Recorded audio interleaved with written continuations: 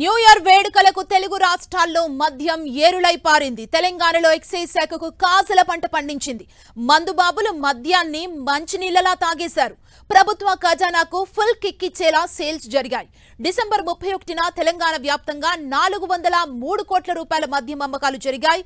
ఏపీలోనూ మద్యం విక్రయాలు new year సందర్భంగా భారీగా పెరిగాయి.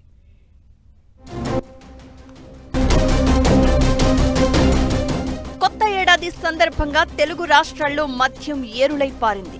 లిక్కర్ ప్రియులు మద్యాన్ని మంచినీళ్లలా తాగేశారు.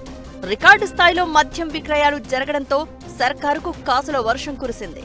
చరిత్రలోనే రికార్డు స్థాయిలో మద్యం విక్రయాలు జరిగినట్లు తెలంగాణ ఎక్సైజ్ శాఖ వర్గాలు వెల్లడించాయి.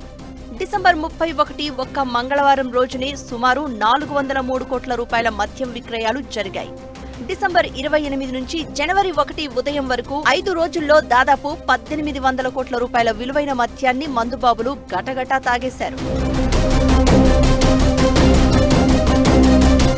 మామూలు రోజుల్లో తెలంగాణ వ్యాప్తంగా 100 కోట్ల నుంచి 150 కోట్ల రూపాయలు మద్యం అమ్మకాలు జరిగేవి. వీకెండ్స్ లో ఈ లెక్క 200 కోట్ల నుంచి 300 కోట్ల వరకు ఉంటుంది. అయితే డిసెంబర్ నెల చివరి వారంలో మాత్రం లిక్కర్ సేల్స్ డబుల్ అయ్యాయి.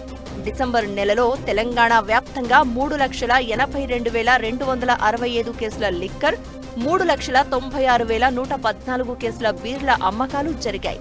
తెలంగాణ వ్యాప్తంగా 2,620 మద్యం షాపులు, 1,117 బార్ అండ్ రెస్టారెంట్లు, పబ్స్ ఉండగా అన్ని చోట్ల లిక్కర్ సేల్స్ తో కాసులు గలగలా రాలాయి.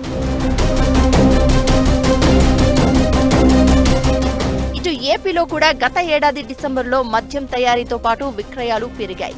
అక్టోబర్ 16 నుంచి డిసెంబర్ 29 వరకు 75 రోజులలో రాష్ట్ర వ్యాప్తంగా 6,312 కోట్ల విలువైన మద్యం అమ్మకాలు జరిగాయి.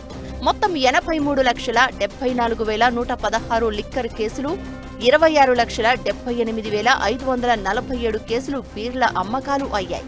డిసెంబర్ 30-31న భారీగా మద్యం అమ్మకాలు పెరిగినట్లు ఏపీ ఎక్సైజ్ శాఖ చెప్తోంది.